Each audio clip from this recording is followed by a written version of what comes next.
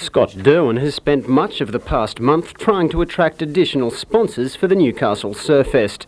So far, his efforts have been in vain. I think, unfortunately, in reality, we've probably only got about another week to finally make a decision. It was just over 5 weeks ago that BHP Newcastle's Rod and Bar division announced it would be sponsoring a AA rated event. At that time, the company only seemed concerned by the problem of raising the money necessary to boost it back up to AAA status. Really needs to be a Newcastle event, and what we're looking for is additional Newcastle sponsors, and I believe that will be forthcoming. But the fact is, without the support of the Melbourne-based parent company, BHP simply doesn't have the money.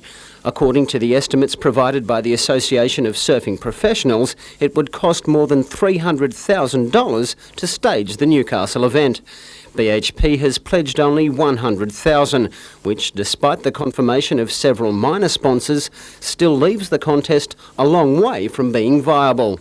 I've spoken to a large number of companies and organisations in Newcastle, obviously, but it's a general reaction that all companies are looking very closely at their sponsorship dollars to see what they're getting out of it. And secondly, of course, they're suffering difficult economic times, which is happening all around Australia.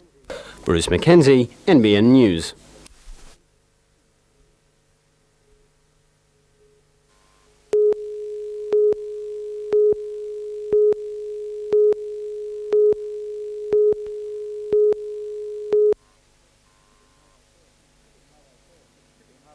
The Pacific Highway Forum, convened by the Hastings Municipal Council in Port Macquarie, was meant to send a message to government that tourist operators on the North Coast were fed up with the state of the highway.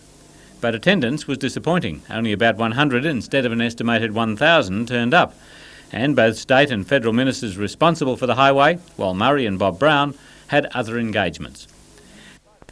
But in spite of the small numbers, tourist operators on the North Coast are clearly concerned that their businesses may be affected by the highway's state. Former Federal Tourism Minister John Brown, now heading a tourism task force, had a bet each way. He criticised the road, but warned tourist operators to be subtle in their push for improvements. If there's too much said about the disaster of the Pacific Highway, there is the possibility of determining that people aren't going to use it. Now, I'm pleased to note that it has been announced today that there's a 6% increase in the usage of the Pacific Highway. Probably what we should be saying in conjunction with pushing to have improvements made, and I applaud what you're doing. Government should be putting more money into this highway. Not much question about that. But along with that, there should be a good campaign to encourage people to drive more safely on that highway.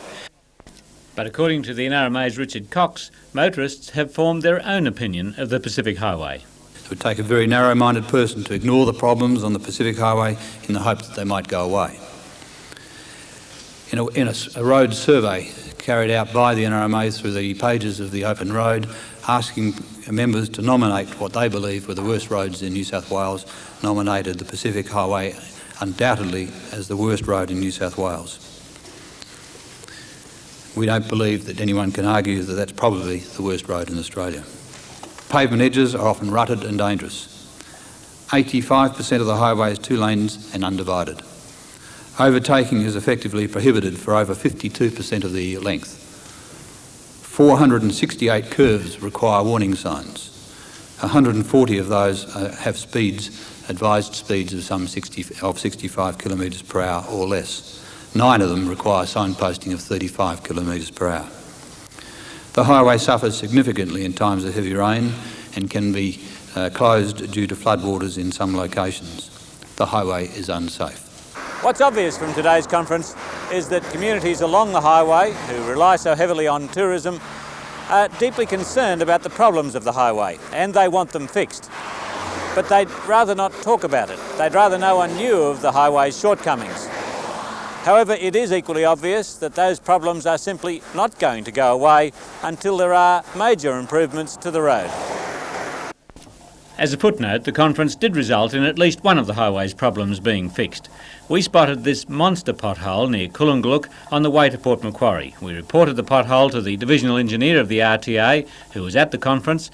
He said he'd have it fixed, and true to his word, a repair crew did turn up to fix the hole, emptying half their load of tar into it. They both agreed that had a small car struck the hole, it could easily have been sent spinning out of control.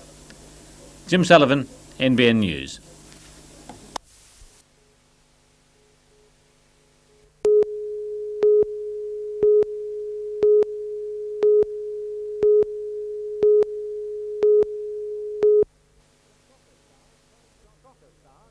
Soccer star Craig Johnston got things started, removing the first sod on the site adjacent to the access road to the new teaching hospital. Craig, the patron of the first Ronald McDonald House outside a capital city, told the Assembly he realises only too well the need for the facility, having almost lost a leg when young through a polio-type infection. I was in the hospital, Royal Newcastle Hospital, for more than 8 months. I had osteomyelitis. Some fancy footwork was needed to get the Silver Spade in, but nothing an FA Cup final goal scorer couldn't handle. Out-of-towners will benefit most from the house, so mayors and shire presidents' wives from throughout the valley have been working hard raising funds. Their first instalment, $40,000. But that's only a beginning, and here is where McDonald's comes in. Well, in this case, we've guaranteed $960,000, which is the building cost of this. Plus, on top of that, there is the fitting out costs, so we have guaranteed that money. That comes from contributions made with Christmas calendars that we sell and things like that.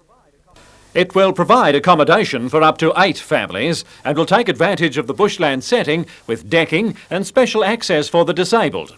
Its benefit will be inestimable.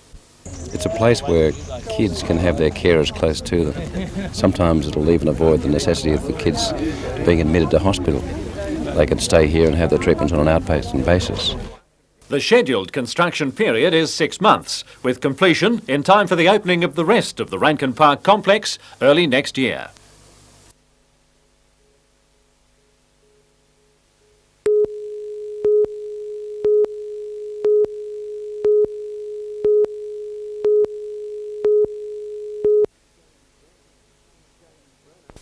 James Brennan and Karen Adams are just 2 of about 40 people who voluntarily came forward at Gosford Police Station to take advantage of Operation Fresh Start this week.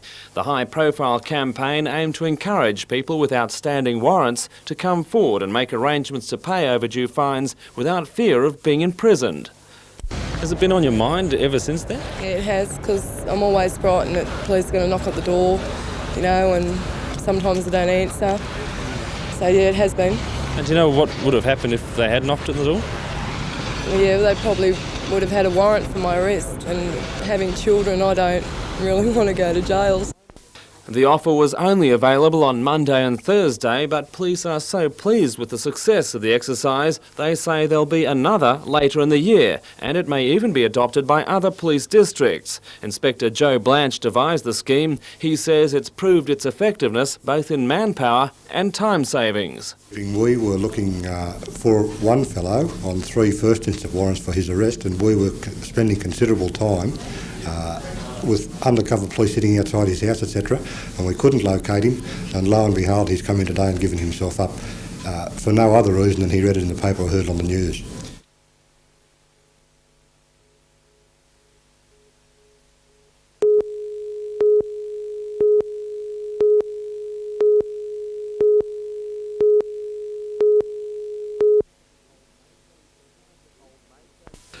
Old mates and comparative newcomers to the RSL joined George Todd at the Hamilton Gallipoli Legion to present him with a plaque recognising 50 years of service to the league. In fact, the award is a little overdue. George has been a member for 72 years. He joined the RSL on his return from the Great War. At the time, he was a lieutenant twice decorated at Gallipoli with the Military Medal, one of the highest awards for bravery.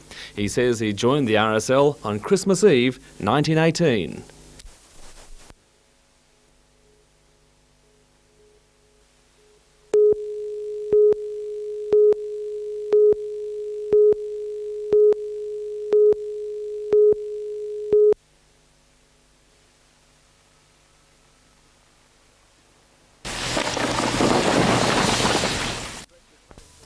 This stretch of Hunter Street hit the news on Tuesday when Taylor's mower shop went up in flames. The building was gutted by fire, which lit up the city and threatened the Tech College building next door. Now, the row of shops to the west of the college, up to the small lane into the Honeysuckle car park, is to be cleared. It's believed 13 shops will be affected, although most are already vacant. The new Minister for State Development, John Hannaford, says a contract for the demolition will be let by the end of October. Once the site is cleaned up and its potential is seen by everybody, then we can look at the final planning for major buildings on the site. This is the first stage of clearing the Honeysuckle site. Within months, all that will be left will be a number of heritage buildings. The Minister refused to speculate what kind of development would go up on the Hunter Street site, but stressed it would form an integral part of the entire Honeysuckle project. A development manager is expected to be announced within 2 weeks. It could well be a project that could take nearly a decade to complete. It is, for Newcastle, one of the biggest development projects that they've seen in years.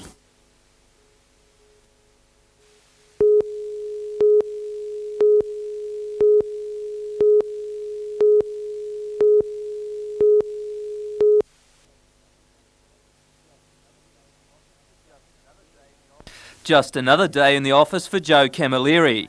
As the frontman for the Black Sorrows, Joe spends a lot of time promoting the band, and in the last 2 weeks, a new album. Harley and Rose were reunited. Harley and Rose is the 6th album for the Sorrows. It's already sold more than 40,000 copies in Australia. A release in Europe tomorrow precedes another European tour, spreading the gospel about the blues, country, folk band from Australia. So how does Joe feel about the constant grind of touring? Just do what you got to do. I think this is part of it, part and parcel. The great thing about Australia is that you got to earn it. You got to earn it. So when we went and played overseas, we were incredibly well seasoned because bands don't play 200 shows a year. The Black Sorrows are playing at the Civic tonight.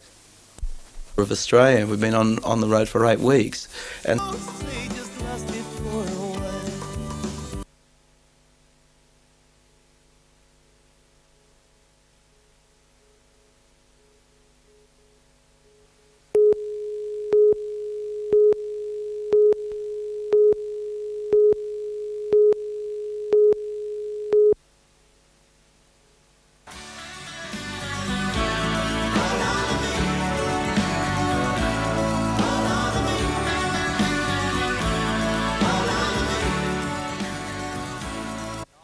In 1989, Hold On To Me gave the Black Sorrows national and international acclaim. More than 200,000 albums were sold in Australia. The single charted top 10 throughout Europe. For frontman Joe Camilleri, it must seem well earned. Since arriving in Melbourne from Malta in 1950, he's worked his way through the music industry, playing with countless musicians and covering countless kilometres. Joe began climbing the music charts with Jojo Zepp and the Falcons in the 1970s. The critics were grooming them for the top, but the Falcons separated after an international tour. The Falcons could have almost made it. We didn't have very good administration, and it was a time when Australian bands were just going overseas doing it. And so we were kind of, bands like us were a blueprint for bands to come, you know, in the early 80s. In 1986, the Black Sorrows, a group of 8 musicians, casually got together to play in a small cafe and grew to become one of Australia's premier bands. Yeah, we just do our own thing, and somehow we were fortunate enough to slot in on the last record. I mean, we've recorded 6 albums, and most people only know us for Hold On To Me and perhaps our new album, Harley and Rose.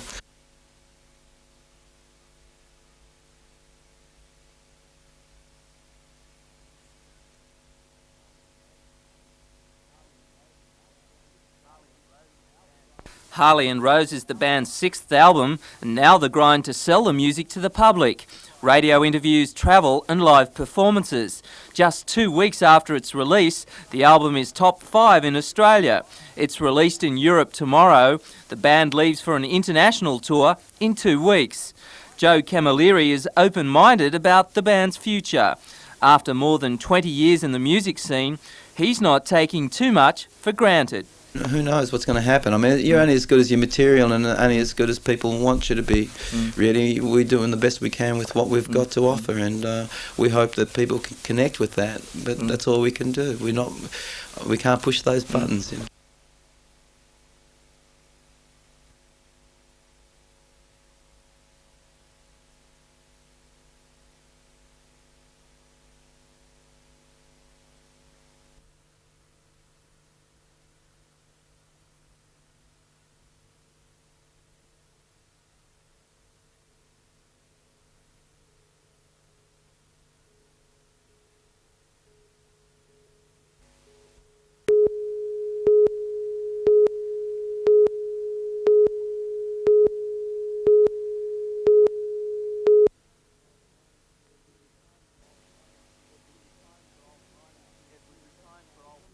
It was a time for old miners to renew friendships and remember.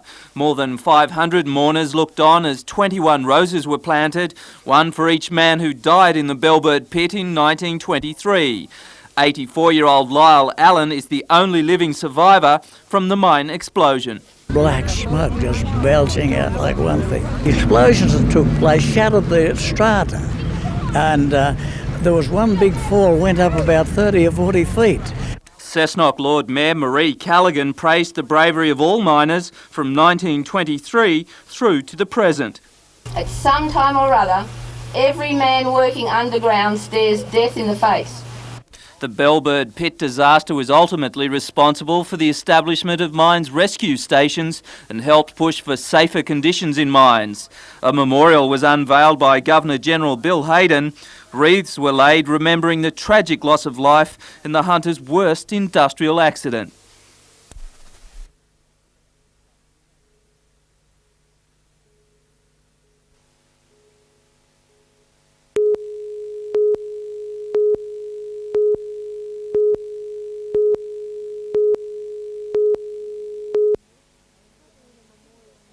The Catalina Memorial Nursing Home began as a 20-bed aged facility at Bolton Point, run by a non-profit community-based organisation.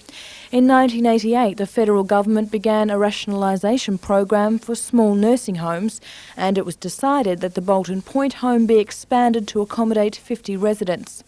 The Westlakes private hospital building, just metres from Lake Macquarie at Rathmines, had been vacant for 2 years and provided a perfect alternative to building a new nursing home. With minor renovations, it's been transformed. This vast dining and recreational room was once an operating theatre. 40 residents have already settled in. Today, final preparations were being made for its official opening.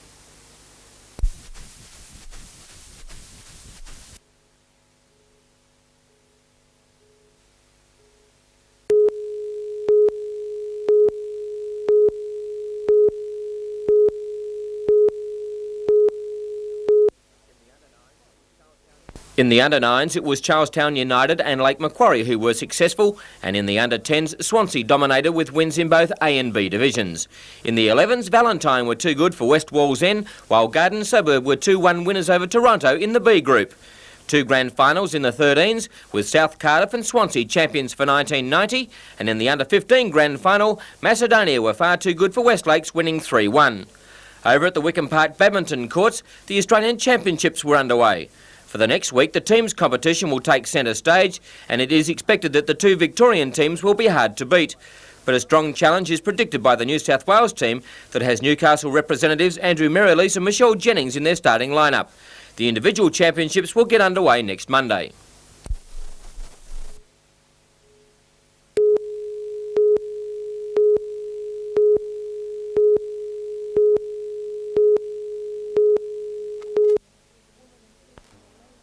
The woman and children in the laser were killed instantly when their car collided head-on with the semi-trailer on the Fernbank Bridge just after 1 p.m. Apparently the laser was travelling north in a convoy of family vehicles. The driver attempted to overtake another vehicle on a two-lane bridge when it hit the truck, travelling in the opposite direction. The car was jammed underneath the semi and pushed about 50 metres along the road. The truck was carrying hydrochloric acid, but there was no spill. The driver escaped with minor injuries. The Pacific Highway was closed to traffic. Vehicles were diverted through Port Macquarie.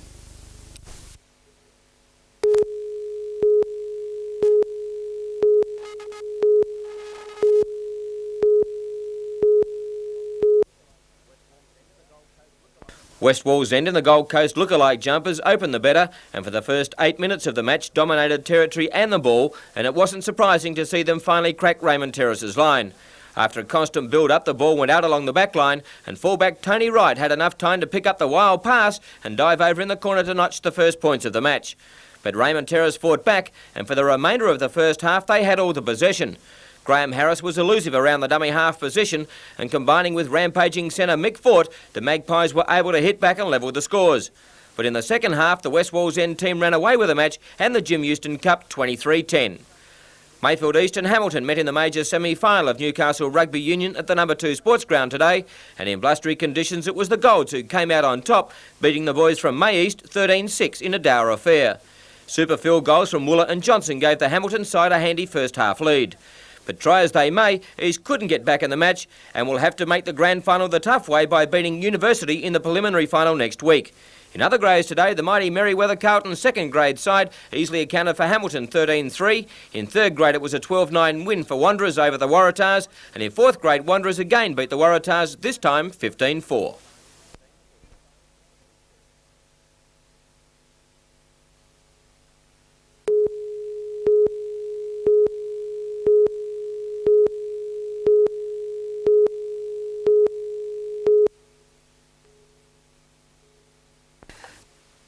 Newcastle shoppers were treated to a colourful and musical start to the week's activities. Members of the Broadmeadow High School band gave their lungs a good workout, while all over-body fitness was demonstrated by a How's That aerobics team. But strenuous exercise is not necessarily what Fitness Week is all about. Its aim is to encourage everyone to incorporate some form of exercise into their daily lives, be they young, old, a local member of Parliament, or even the Mayor of Lake Macquarie. Minister for Sport and Recreation, Mr Roland Smith, officially opened the week. For the first time, Newcastle was chosen as the venue. Because of the tremendous courage and comradeship shown by the people of Newcastle as a result of their tragic earthquake earlier in the year. And that's what fitness is all about, comradeship. It's one of the great things that I've found in sport has been the togetherness of people. And together, a swelling crowd set off on the first lap of the Great North Walk. 7 sections will be completed by walkers over the coming days. Other local events include coaching clinics, a seminar on fitness in the workplace, another on exercise and motherhood, and a family fun day at Broken Bay.